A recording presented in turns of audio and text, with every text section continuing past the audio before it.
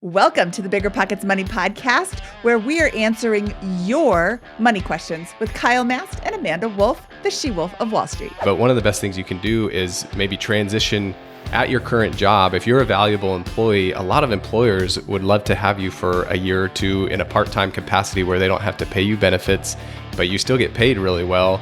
And then now you're able to kind of watch your budget for a year or two as you're in part-time. Maybe what you're making almost covers it and you can pull some out of your investments or your real estate properties. But it's kind of like a trial run to give you a sense of how things look, and it's not so scary. Hello. My name is Mindy Jensen, and joining me today in the host seat for the first time is the she-wolf of Wall Street, Amanda Wolfe, and back for another round is Kyle Mast, CFP.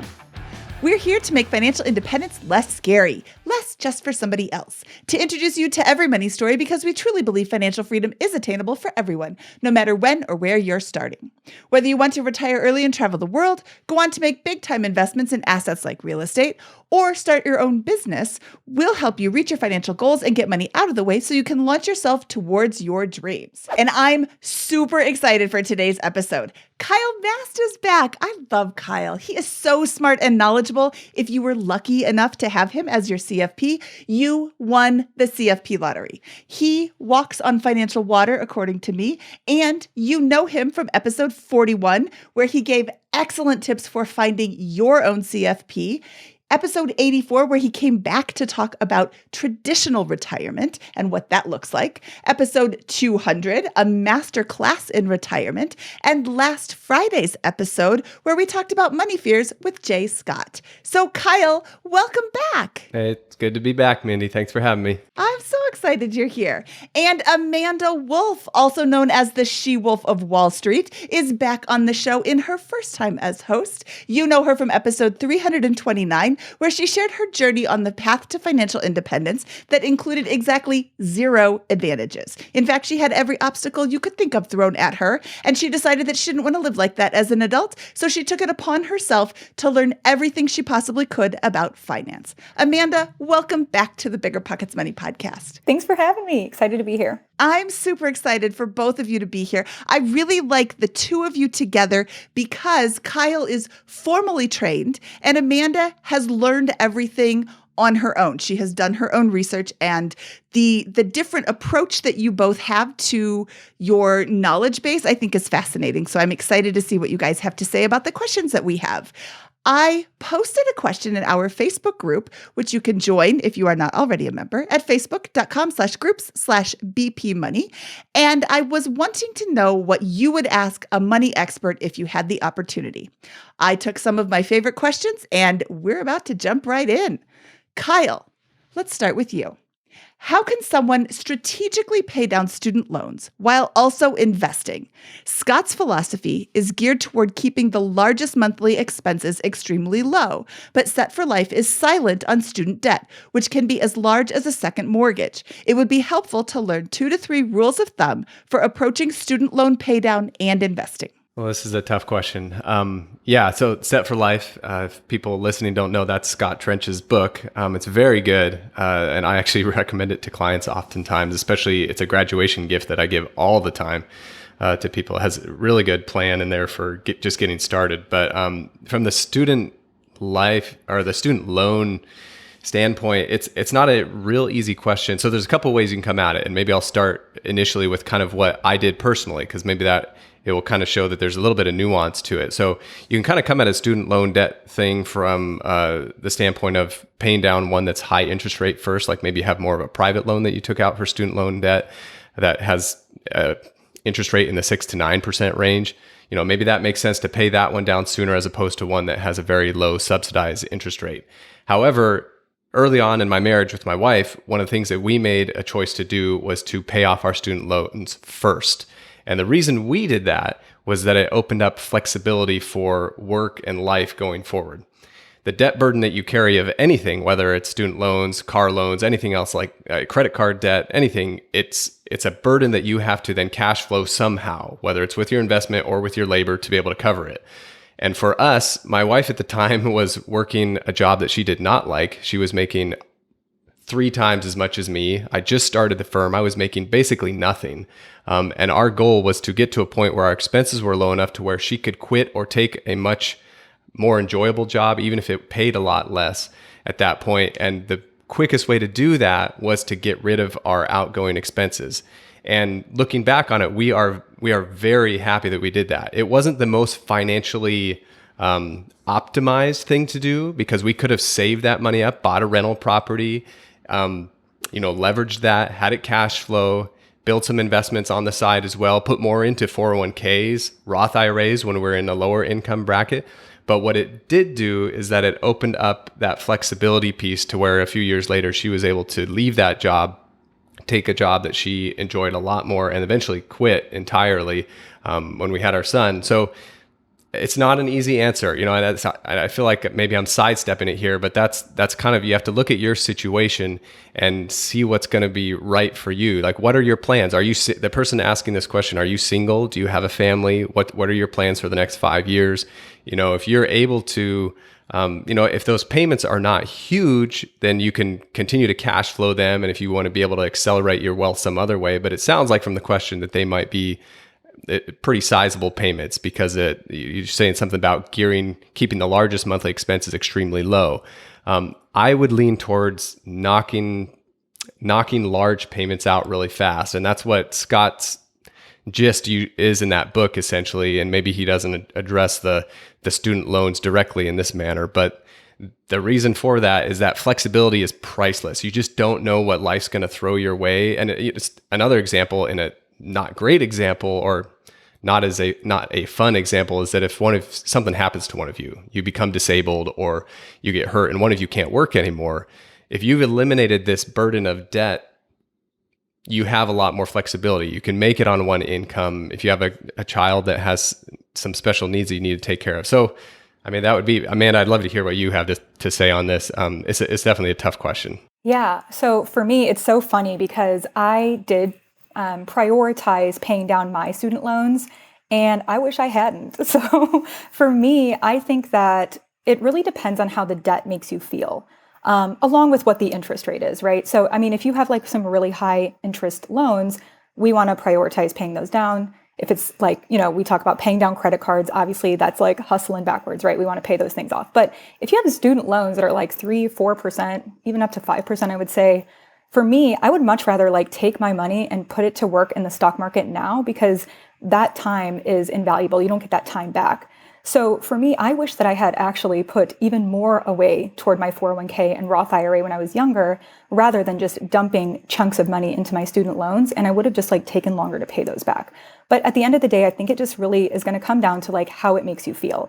If they are hanging over your head and it's just soul crushing every time you look at your balance, pay them off. But if you're like, you know what, it's not so bad, like it's causing me more anxiety to not invest, then invest. I think as long as they're low interest, you have a lot of flexibility. Okay, now you know why I brought them both on, because those were really fantastic answers.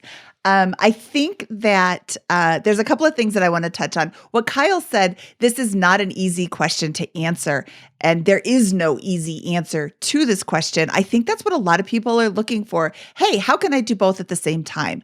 And you can only spend $1 once. And I'm sure people are going to email me at, I don't really want to hear it, at BiggerPockets.com, because you can only spend that $1 one time. You can either pay off your debt or you can invest it. And yes, you can use the investments to generate more cash flow to then pay off your debt. But episode 35 with Craig Curlap, he explained exactly how he did this. He made the minimum payments on his student loan and then started to invest. He had a good income. I think it's really important to not gloss over that. He had an income that more than covered his basic living expenses and his debt service minimums, and allowed him to save up for investment properties. He bought a house hack. He bought a duplex. He lived in one unit and rented out the other unit full-time.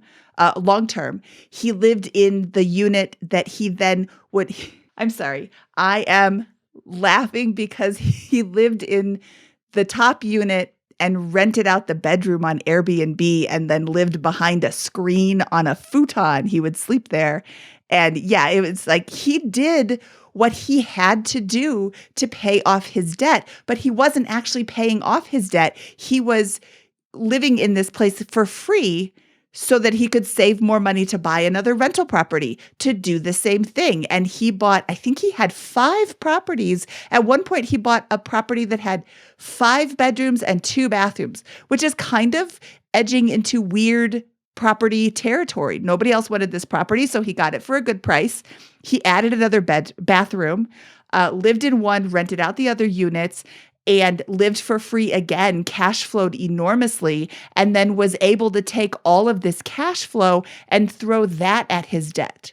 So that is a way to invest and pay off your debt kind of at the same time, but you are taking a step back from paying off your debt while you're saving up for these investment properties. And I think that Amanda touched on something really, really powerful. It depends on how that debt makes you feel. If you are so burdened by having debt that you can't possibly think about anything else, then pay off the debt. It doesn't matter what the interest rate is.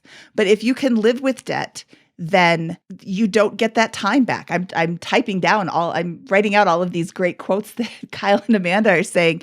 You don't get the investment time back. And the earlier you are in your investment life, the more important it is to put as much money into your investments as possible. I'm talking about the stock market and, buying houses. And if you can max out your Roth IRA every single year when you're 20, how awesome is that? To just watch that grow and grow tax-free forever. Hopefully forever. I hope they never come back and like, hey, we're going to stop this now. But, right now that's tax-free growth. So why not put as much as you can into that? Which is another way to say that I don't really have anything to add. And we'll go on to Amanda. How do you transition from this save to actually starting to spend? And I need this advice because I am stuck. Yeah, so I think that this kind of goes back to what I was saying before is it's how money makes you feel. And we know that money is like 90% psychological. So you can know all of the right things to do. You can create your little budget and know how much you're spending, eating out and on rent and on your car insurance and all of these things and know how much you're investing. But if you're not able to look at everything you're doing and know the why behind it, then it's going to be really hard to ever overspend and go to saving or save and then learn how to start spending. So I think it's really a matter of laying out all of your spending where you are and then figuring out why do you want to save? Why do you want, what are your future goals? If your goal is to have $1 million by 30, well, how are you tracking? Is your goal to live a fulfilled life and see the world? Well, if you're saving and hoarding every penny, then you're not going to be able to do those things. Do you want to wait until you're 65 to do those things? So I think it's a matter of looking at how much you're saving and spending today and outlining what your goals are and see how you're tracking toward them. Because, like I said, money is feelings too. And knowing that you're allowed to spend some of your money, I think matters. So I think it's really just laying out your goals and knowing the why behind it. Kyle, do you have anything you want to add to that? Oh man, not really. I mean, I think that's really where you need to go to. It's such a psychological thing when you're transitioning from the saving mentality to the spending mentality. And I'm not there might be some assumptions that we're trying to make here with this question. I don't know if this is someone who's just a phenomenal saver and they really have a hard time spending like Mindy, or if they're getting to retirement and it's maybe kind of tight, but they need to transition to spending. How do I transition to spending from saving, but not overdo it? So that there could be two things behind this question. Do you have a sense of where that's coming from, Mindy, or? I don't. I believe this was copied down word for word from the question. However, I will make my own assumptions because it's my show and I get to do that. So let's look at you and your recent unemployment, Kyle. Oh boy. You were saving as a CFP planning for early retirement, and now you don't have income.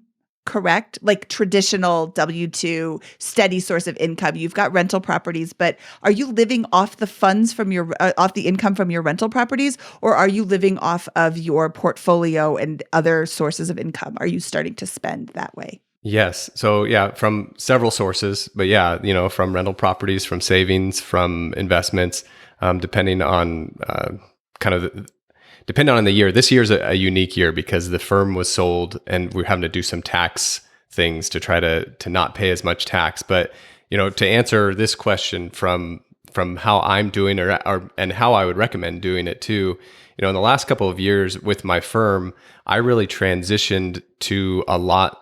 I transitioned some clients away, so my workload was a lot less. I wasn't planning for sure on selling my firm this year, but I was transitioning kind of in that direction. And I think anybody that wants to transition from the saving mentality to the spending mentality, one of the best things you can do is make that transition a little bit more calm and not have it be a one time here. I'm retiring on this date, have the retirement party, and now I need to talk to my financial advisor to figure out how much I have to take out every month to live on. That happens a lot, and that's okay. But one of the best things you can do is maybe transition at your current job. If you're a valuable employee, a lot of employers would love to have you for a year or two in a part-time capacity where they don't have to pay you benefits, but you still get paid really well. And then now you're able to kind of watch your budget for a year or two as you're in part-time. Maybe what you're making almost covers it and you can pull some out of your investments or your real estate properties. But it's kind of like a trial run to give you a sense of how things look, and it's not so scary. Because if you go from the first mentality to the second mentality, you have no experience in the second mentality. If you kind of transition slowly, you're now getting a little bit of experience and you can make some adjustments and say, whoa, I think I need to work a couple more years, but I'll just keep doing it part-time. It's pretty sustainable. Now I enjoy my job because I'm not burnt out. Or you can say, wow, I have plenty of funds. I don't need to work part-time. I'm ready to check out and go. So that would be my recommendation. I didn't do it exactly that way myself, although other than the fact that I transitioned to less work time, it would be, what I did. But yeah. I think that's gold. Make the transition more calm. I think so many people think in terms of black and white all the time. Either I work or I don't work, and those are the only options. And, part-time is valid. My husband is now retired, but he stepped down to 3 days a week. And when he went in to ask his boss if he could do that, his boss was like, yeah, I don't care. Like he had all of this nervousness moving into the conversation, and the boss was like, yeah, that's fine. Because he was a valued employee and they wanted to keep him. He had a lot of legacy knowledge about the system that they were working on, and they wanted to keep him because they knew that the option was stay or leave completely, like go part-time or leave completely. The testing out your retirement, as you were saying that, I'm like, oh, that was the Millennial Revolution on episode 55 and 55 and a half. They came on and shared that they did that exact same thing. They tested out their retirement while still earning this big salary. They tested out their theory. What about my stock portfolio? I'm just going to live off of the stock portfolio. Let's see what happens. And I'm going to live off of this much money and see what happens. And they were able to do it. And then they retired and the stock market crashed like the month after they retired. And they felt calm about that because they had lived off of it and their plan worked. They had seen, I want to say, it's been a long time since we had episode 55, but I want to say it was like they did this for 2 or 3 years before they retired, and they really tested the theory. So, okay, great. Moving on. What is the best course of action if I'm trying to retire from my 9 to 5 in about 5 years, keeping in mind inflation, interest rates, and the current economic landscape? Do I focus primarily on adding to build my real estate portfolio?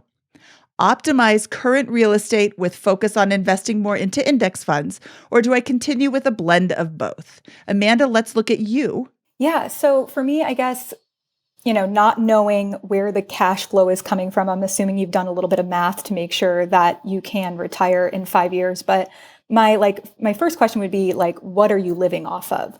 Are you living off of, cash flowing rental properties? Are you planning to pull from the stock market? I don't know what your financial situation looks like, but that is the first thing that I would assess is where is this money going to be coming from?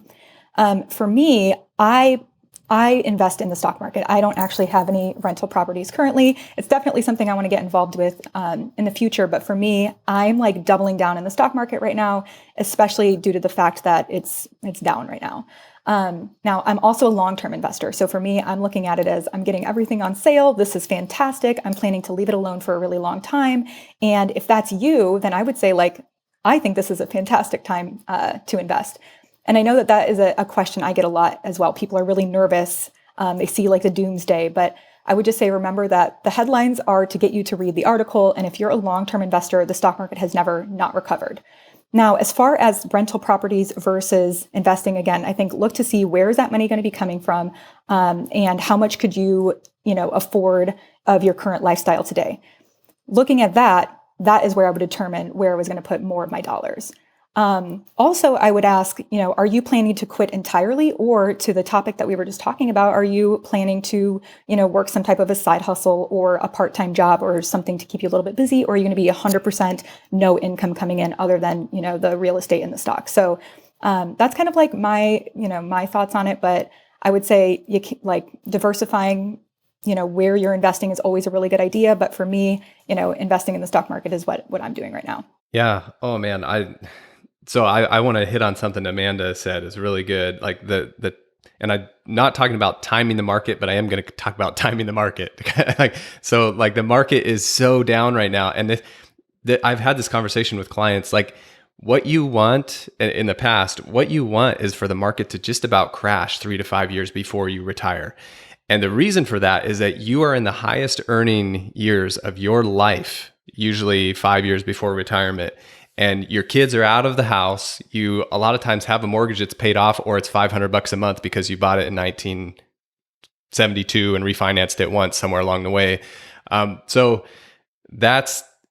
you're in a place where you can just sock money away, most likely, depending on, some of the other factors, man, it was talking about what your budget looks like. Are you spending a lot? But if you're ready to save now, the timing with retirement 5 years from now, I would make sure you hit your 401k maximum for 2022 and then nail it again for every year until that five-year time frame. From the stock market standpoint, and just again on that note, because your highest earning income years, if you can get that in there pre-tax, you're probably most likely, depending on what your other portfolio is, most likely when you quit your job, if it's just you or if it's you and a spouse, as soon as you quit your job, you're going to be in a lot lower income tax bracket. So if you're putting in pre-tax now, you can pull that money out the day after or the year after you retire and pay way less tax on it if you want to. A lot of times clients will say, I'm going to do a $50,000 renovation on my house this year before I retire next year. And I'm just like, put it into the 401k this year, save all the taxes and do it on January 1st next year. Pull it out when you're retired and you pay hardly any tax on that money. Instead of trying to do it all in the year when you're going to pay a whole bunch of tax on it and not be able to use as much of it. So you've got an opportunity here, at least, from an index fund standpoint or from a stock market standpoint. The real estate side of it, that really depends on your real estate experience. And it sounds like you have some because you're putting it into the question here. But maybe you don't, maybe you haven't done any real estate.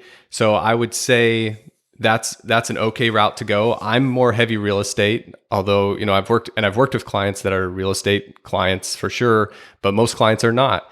And it's not because it's not a good investment. It requires more work, more education, more monitoring of, even if you have property managers, you have to manage the manager.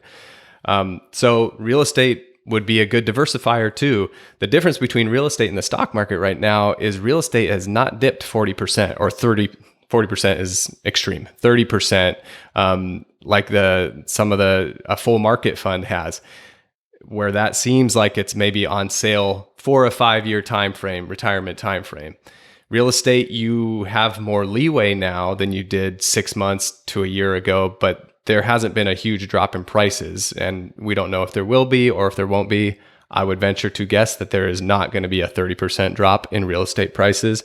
The market and the demand for housing is just too high, and the echo boomers, the millennials, are the biggest generation ever, and they're still here, and they're going to want houses even if interest rates are high. So I think you can do a mix of both, but I like what Amanda said, that, doubling down and towards the end of your career, if you can max out some of those tax advantaged accounts, especially if you're going to hit that cliff of where your income goes really low after retirement, if you can save a whole bunch on those tax accounts. Another thing here, if you live in a state like California, New York, Oregon, these high state income tax states, you have another incentive. I'm in Oregon, and it's 9.9% for most people, state income tax. That's the top bracket, but you hit the top bracket at less than 100,000 in household income. So you're paying a lot in state income tax. So that's even more benefit to save it, and then move to Washington State the year after you retire and pull it out where there's no state income tax. But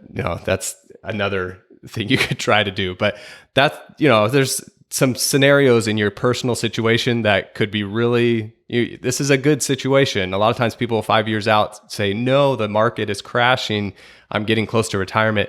The timing's pretty good. This is pretty good timing. I really don't want to disagree with either of you. I want to give this person something else to think about. It is far more difficult to qualify for a mortgage when you don't have a job. So if you are thinking about adding more real estate to your portfolio, the time to do that is before you quit your job and before you give notice to your job, because your lender will call up your job and say, hey, do they have a job? Yes, they do. And then right before closing, they're going to call up and ask again, do they still have a job? Oh, they just gave their notice. Your lender's going to be very angry with you and may not give you the loan. I don't know for sure because I'm not a lender, but don't give your notice until you're done buying houses. With mortgages, because it's so much easier too. Another thing that I am going to suggest is the xyplanningnetwork.com. This is a place to find a fee-only financial advisor who can help you look at your specific situation and see if in your specific situation with your specific circumstances and your specific mix of investments, is it more advantageous for you to do index funds or add to your real estate portfolio? And the XY Planning Network does have CFPs who specialize in real estate portfolios, specialize in small business, specialize in self-employment. There's all sorts of things you can pick and choose from to help you find a CFP who is really going to fit what you're looking for. It's a fantastic network started by Michael Kitces, who is another walk on water finance guy. He actually walks on water. I do not. Michael Kitces he's the man. And the XY Planning Network was a network that I was a part of when I owned my firm. And it is a very reputable fee-only network. And you can, and not to do too much of a plug, but you can find someone who will charge you hourly, not sell you stocks, not put you in a portfolio and manage it. That you will pay for someone who's good. You will pay a high hourly rate, but it will be worth it because they will look at tax planning, insurance planning, real estate, investments, your specific scenario, all the things that me and Amanda don't know about your question, and can't give specific advice because there's too many variables. They will have seen it before and they will be able to pull out things that if you pay them $500 or $1,000 for their time, they're going to probably find $5,000 to $10,000 worth of value in about 15 minutes to offer back to you. Yeah, that's really great advice. And you can hear even more tips from Kyle's first episode, 41, on how to find a good financial planner with heavy emphasis on CFP, which is, or fee-only CFP. Okay, Kyle, what do you do when your FI journey hits a major roadblock and you've been on disability for a few years because of chronic issues and you are not allowed to contribute to a retirement account? Do you just max out your wife's Roth IRA or do you consider other options? Yeah. Again, some of these questions are hard because to know the specific situation, like what it means that you can't max out a retirement account. But I would say, too often in the financial independence community, we assume that the only way to invest is with a Roth IRA or a 401k or a traditional IRA, or Roth 401k, these specific retirement tax advantaged accounts. You can put money into a non-qualified, it's called investment account. And it's not a retirement account. You have way more flexibility with it, and you can invest it in the same things that you would invest in IRA or a Roth IRA.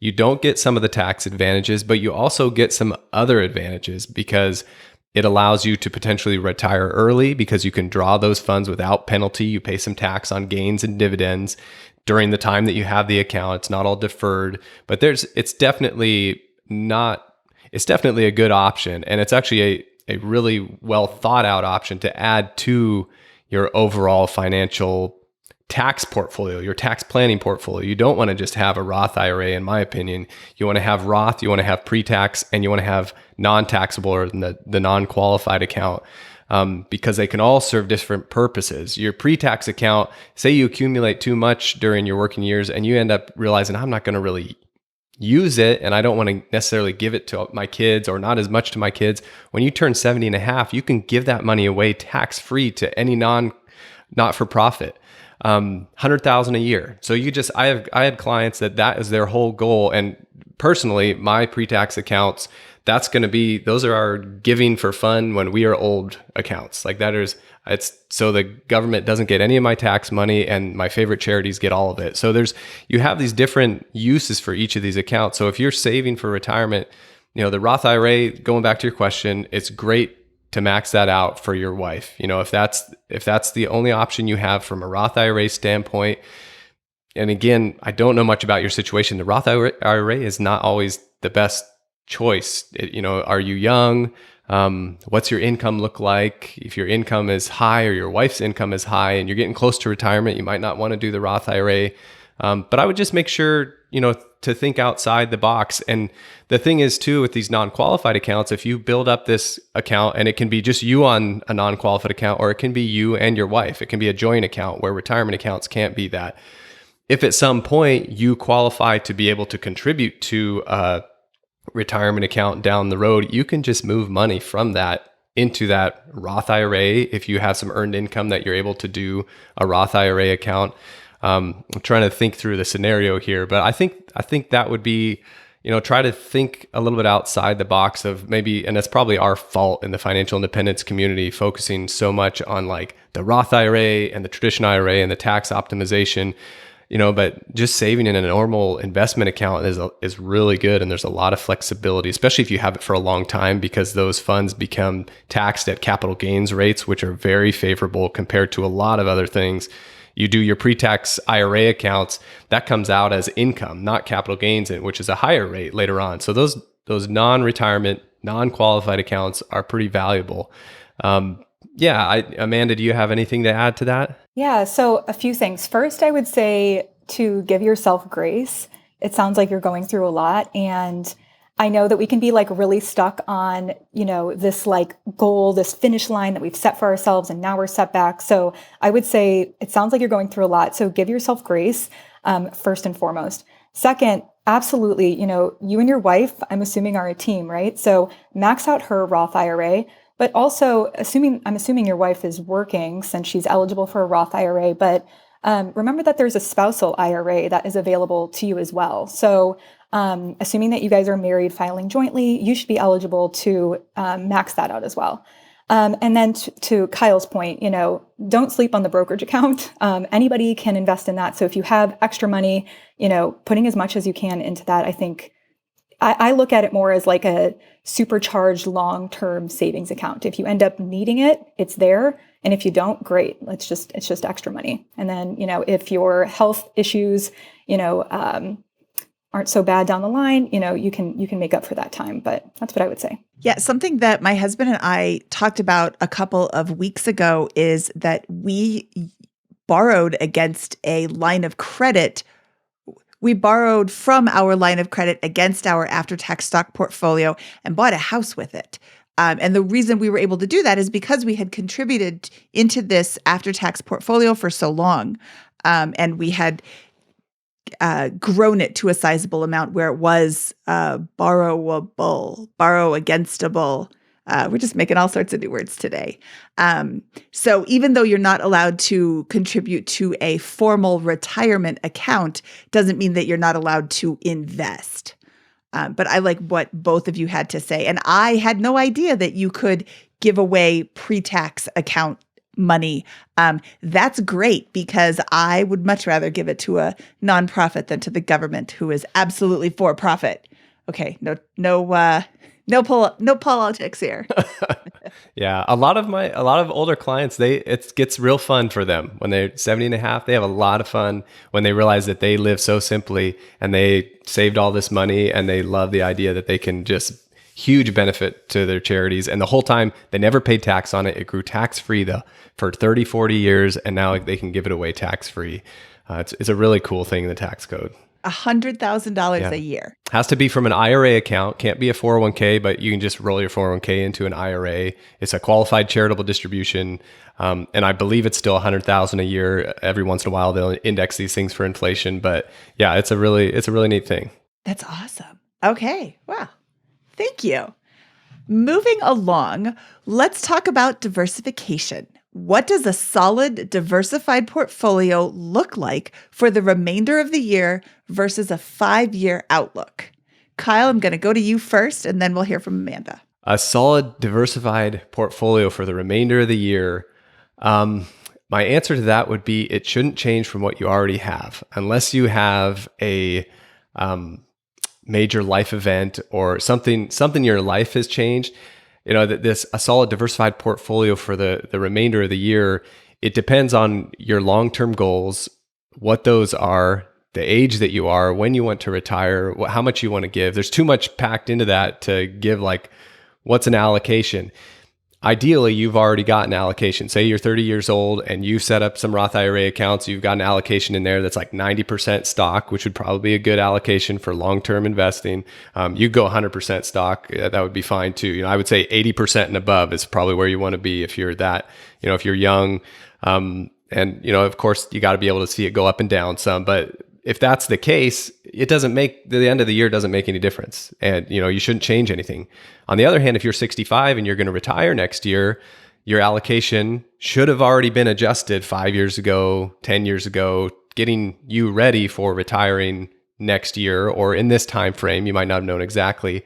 Your allocation should not have to change now through the end of the year. So it should stay the same, which is probably more conservative, or it might not be conservative. I had clients, and there are people that if you might be late in retirement, but you have plenty accumulated, that you would rather just keep it all aggressive, and you're fine with it going up and down because aggressive is the best bet in the long term, or has been historically, to help hedge against inflation. This is a question that it's easier to address the 5-year outlook as opposed to the end of the year, because the allocation going into the end of the year shouldn't change from the investment philosophy. If you are more of a passive investor philosophizer, however you want to say it, if you believe in active investing, stock picking, time in the market, all these qualitative, quantitative, fundamental analysis, some of this stuff that you try to pay money managers for, then there's a different answer. I don't have that answer for you because I don't think it works. So I think that would be my easy response on that one. The 5-year outlook, you're going to go back to the same thing. What are your goals? Your goals. Are you going to retire in 5 years? Now is the time to really be thinking about what your allocation is. We had that question earlier about with the market down, what do I do if I'm going to retire in 5 years?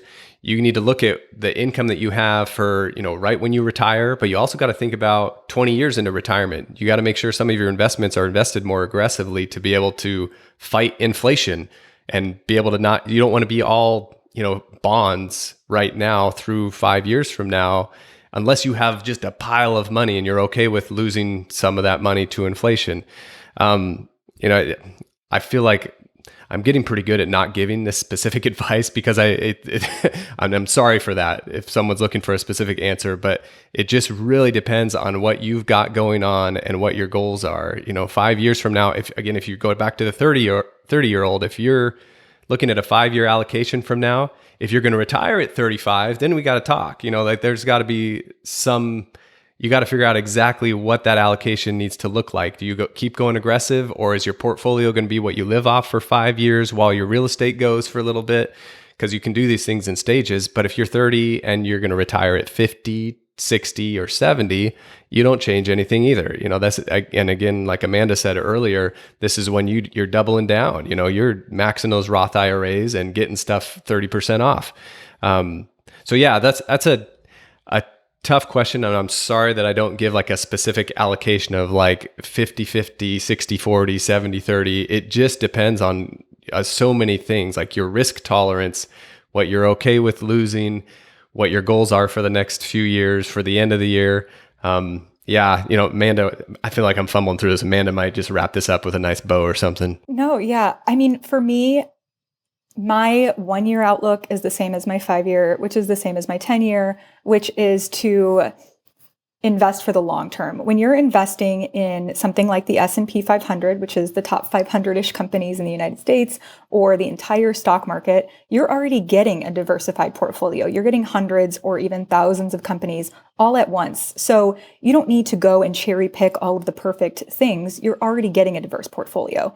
And so for me, I am not planning to pull my money out anytime soon. So I'm leaving it alone. I'm actually like, we're excited because the market's on sale right now, right? But it's not exciting probably to look at your portfolio, which might be causing a little bit of anxiety. So you could do what I do, which is just not look at it and just keep automating my investments. But I would just remember that, you don't need to overthink it. You have a diversified portfolio if you're buying into just a handful of different index funds. And I would say, most people are good with 3 to 5. You don't need to have 30 different things. If you want to be really hands off, you can just buy a few things and then call it a day. Okay, I love that. You don't need to have 30 different things. You don't need to have 100 different things. JL Collins would answer this question. A solid diversified portfolio is 100% VTSAX. Sorry, JL Collins, I'm putting words in your mouth, but not really, because I read your book and that's what you would say. I am personally 50-50 stocks and real estate. And of the stocks, I am 50-50 individual stocks, which is sin against nature. I'm heavy on tech, and 50% index funds. And I'm comfortable with my allocation. I'm comfortable with the tech stocks that we own because my husband was in tech. He reads every piece of literature about tech all the time. He talks to me about it he talks at me because I don't really listen all that much. Sorry, husband, don't anybody tell him this. He already knows. But I'm comfortable with it because while I'm not the one doing the research, I know that he is doing the research. So if you are going to be buying individual stocks, you need to be doing research. You need to be able to talk about all aspects of that company and why you feel they should get your money over the entire stock portfolio or the entire stock market. And just one more thing that I'll say is if there's any nervous investors, especially with, the state of the economy now, is to remember that if you're buying into something like the S&P 500, that has never not recovered ever in the history. That would have to mean that all 500-ish companies went under if your portfolio went to zero. And then we would be basically in a zombie apocalypse. So I would just remember that you don't have to overthink it. You don't have to do a ton of research if that is not something that you're interested in. And you can just have a diversified portfolio by buying into index funds like that. Allocation: 1 cow, 2 goats, 7 chickens, zombie apocalypse. There you Perfect. go. The zombies will take all your cows and chickens. Oh, I forgot the shotgun. Okay. Yeah. And the shotgun. Yeah. Okay. What is a good rule of thumb to answer the proverbial, I don't know that that's a proverb, when do I sell and pay off my debt for rental properties? It'll vary by person, so that's why I asked. Oh, yes. Oh, man. A rule of thumb. Maybe just talk about a couple things to think about. I don't think there's a rule of thumb of when to pay off your rental properties. I think a big part of it is how much you enjoy working with your rental properties.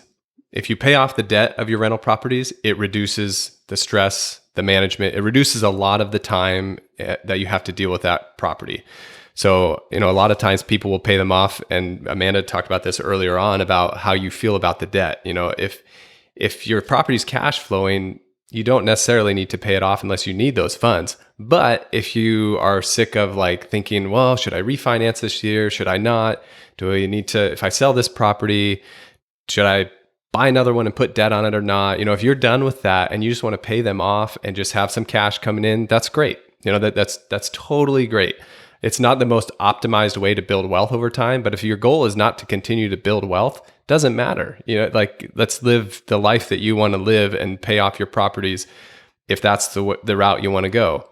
One thing to think about in this environment, to add to that and kind of swing the other way a little bit, is this kind of the concept of we have these old interest rates that are only a year or 6 months old now that were so low.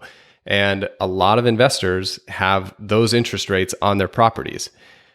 There's a huge case to make with inflation where it's at, and depending on what you think about what inflation is going to do, it is very unlikely that if you have an investment property at 3, 4, or 5%, that you're borrowing money less than inflation. The bank is losing 4 to 6% on your loan every year. And that's a huge case to make to not pay that loan off, where at the same time, your income side of that equation, your rents are going to slowly inflate over time. The value of the property will slowly inflate over time. Again, this is not a guaranteed in each year, but if we're looking historically, real estate's like a 4% real easy slide. The last 2 to 3 years take that out of the equation completely. But if you look historically, that's what you're going to get. And if you can cover that debt with cash flow, you can keep that until you're 90. Like, there's no reason that you need to pay that off.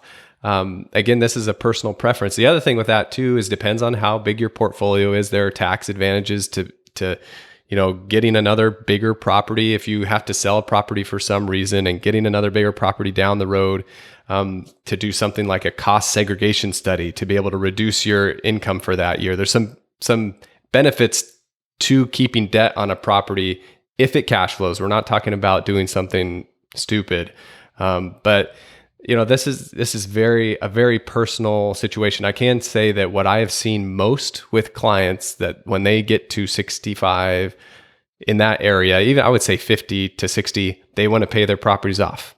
That's the mindset. There's a lower risk factor to having, I'm going to back that up. There's a lower of a certain risk to having less debt.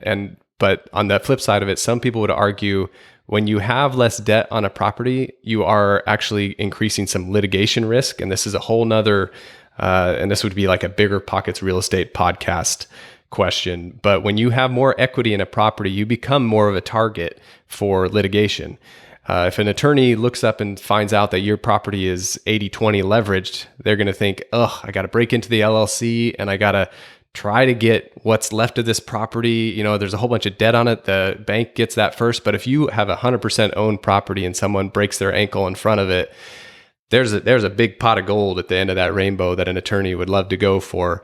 And again, you can't really plan completely against that, but those are some of the variables that you have to think about with this property and debt thing. It's a real personal decision that you can mitigate some of these different risk factors, but at the end of the day, you just have to do what you think is going to be the best fit. And if you're younger too, just the goal of paying them off, we have the benefit in the US of this 30-year mortgage, which is a rare thing in the world. And if you are able to really use that to leverage and cash flow a property and have the tenant pay that property off for you over an extended period of time, that's going to be the wealth builder. But again, maybe that's not your goal. Maybe your goal is to just sleep good at night and have a really low maintenance life that you don't have to worry about these properties hardly at all. All right. Amanda, are there any good money moves if you don't have cash, but have high income and low debt? How do you stop stressing about money and retirement? And how do you relieve stress that doesn't cost money? What are some ways to relieve stress that doesn't cost money and no exercise doesn't help? So my first comment, I'm going to comment on this quickly, is exercise does help. Get out there and run off your stress, or bike off your stress, or squat off your stress, or push up off your stress. Because at least you can say to yourself, God, I hate this. I'm not going to be stressed anymore, because if I am stressed, then I have to keep working out. But I want to know why you have a high income and no cash. If you have low debt and no cash, where is your money going? Yeah, no, that was like my initial reaction as well, is Do you mean you don't have cash as in like liquid cash in your checking account and you're investing it all, or you don't have cash because you're spending all of it? So I don't really know what you mean by that, but I'm going to guess it's the second one. I'm going to guess that they are spending it all. okay. So I think that there are a few things here. First of all, I get that exercise isn't helping the anxiety for this specific situation, but like health is wealth, baby. So you definitely still got to exercise. And it's probably relieving more stress than you even realize. But as far as stressing about money and retirement, I get you here. For me, like I grew up really, really poor. So money has always been an enormous stressor in my life, even when I got to a point where I reached Coast Fi, which is, you could coast into retirement. I wouldn't have to save any more money and I could still retire comfortably at traditional retirement age. But like the idea that all of my money could go away one day, like still very much existed. So I would say that if the cash is the issue or the stress is the issue, I don't know. First of all, if the cash is the issue, but you have a high income, you need to see where that money is going. That is also going to relieve your stress. Literally, laying everything out on paper, understanding what's coming in, what's going out, what are your account balances, what are you working with, spend an hour and do a little bit of math and see like, okay, if you were to lose your job tomorrow, get divorced, lose your house, if all that happened overnight, what would happen? How long would you be able to sustain a life suitable for you based on the money that you have? And for me, like, I don't want to bring us back to zombies, but it's kind of like my zombie apocalypse plan, right? So like if all of those things were to happen to me, I know exactly how much money based on my checking account I could survive. Maybe that's 3 months. And after that, then what would I do? Okay, well, I have a brokerage account that I could start pulling from. That would last me quite a while. Okay, and then after that, then what? Well, I know I can pull out my Roth IRA contributions with no penalty. So then I would do that. Okay, then what would I do? Well, I know that I could take a loan from my 401k if I needed to do that. Okay, then what would I do? Go through like your disaster recovery plan and see like how long could you go on if all of those terrible things that we like imagine in our heads were to happen. Probably a lot longer than you think. And I think that just laying it all on paper and understanding what that plan would look like can relieve a lot of stress. I know it does for me. Even though I feel like I kind of have my financial shiz together, there are still times where I get really concerned, like, do I have enough though? And I don't know that those feelings will ever go away just due to my history as a child. And I don't know what your history is, but I would, remember that our money habits are established by age 7. So however you grew up around money is affecting you today. So, sitting back, realizing like, why do you feel so much anxiety around money today? Where does that stem from? Coming up with your own disaster recovery plan, seeing how long you could survive, I think is going to relieve a lot of the anxiety. Anxiety tends to come from the unknown, and it's probably due to the fact that you haven't sat down and looked at it. So that's what I would say is come up with a plan, lay it all out, and go from there. That is awesome. I love that disaster recovery thought process. That is so helpful to anyone who is really deep in anxiety with money. Because if you can actually like that, I mean, you guys should just rewind this and listen to how she laid that out. What will my checking account get me?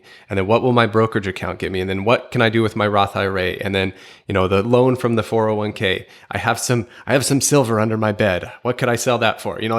Whatever it is, I have some Bitcoin that's not worth anything. I could get a little bit for that.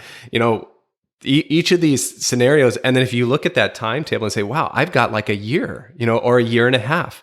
What could you do to put yourself in a better position in a year and a half if something bad happened? That's a lot of time to plan and even get a new certification of some sort.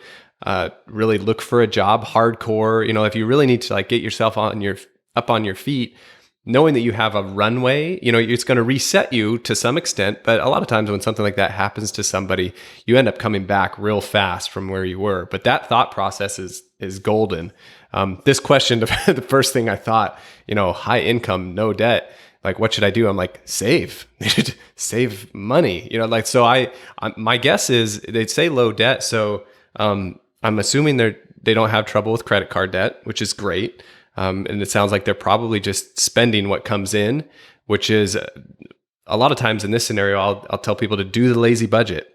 set up another bank account, online, like allybank.com, some online account that you get 2.5% or something. Set up an automatic lazy person budget where your check comes in the next day, a transfer goes out to that account, and then you just spend through your checking account. That's fine. Just spend through there, pay your mortgage out of there, whatever it is.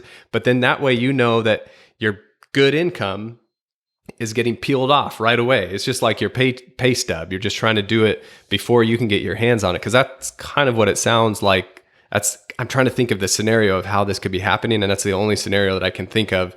If you've got high income, low debt, but no savings. The other thing too, is you could have just got the high income. You might have not, you might have just got an awesome job and you're just trying to ask, what should we do?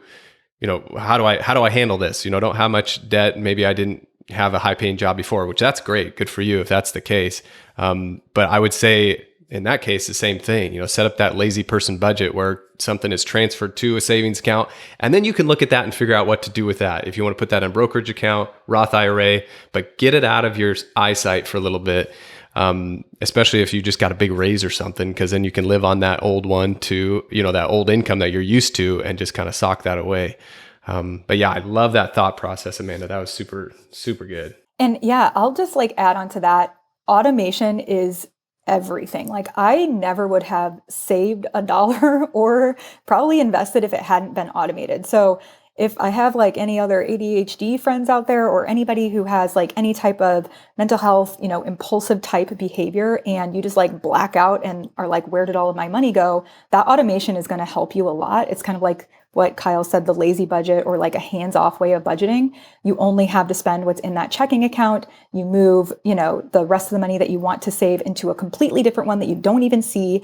And then if all things crumble and you need it, it takes 3 days to get to you. So you got to make a little bit of a plan for it, but it makes it less convenient to spend all of your money. So I just wanted to add that I thought that was a really awesome suggestion, Kyle. Oh, I love that. Make it less convenient, but still accessible to spend that money, because then you've got 3 days to think about it. If it's an absolute necessity, you can throw it on a credit card so you can still pay for it.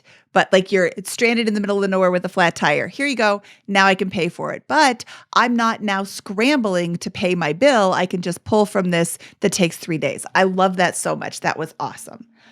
Okay, well, clearly you can see why I invited Kyle and Amanda on the show, because they're awesome. And I am so excited that you guys were able to join me today. This wraps up our episode. Amanda, I really appreciate your time. Where can people find more about you? Yeah, thanks again for having me. This was fun. So She Wolfe of Wall Street on Instagram, and Wolfe is Wolfe. It's my last name. She Wolfe of Wall Street on Instagram, or just shewolfofwallstreet.com for, any classes or anything else that I'm hosting. And Kyle, where can people find more about you? KyleMast.com. If I'm doing anything, it shows up there. That's awesome. From this episode of the BiggerPockets Money Podcast, she is the She Wolfe of Wall Street, Amanda Wolfe. He is Kyle Mast, CFP extraordinaire. And I am Mindy Jensen, saying hot diggity dog. My kids get so embarrassed when I say this. They say, nobody ever says that, Mom. So I'm saying it publicly so everybody can hear me say hot diggity dog. And I hope I start a new trend.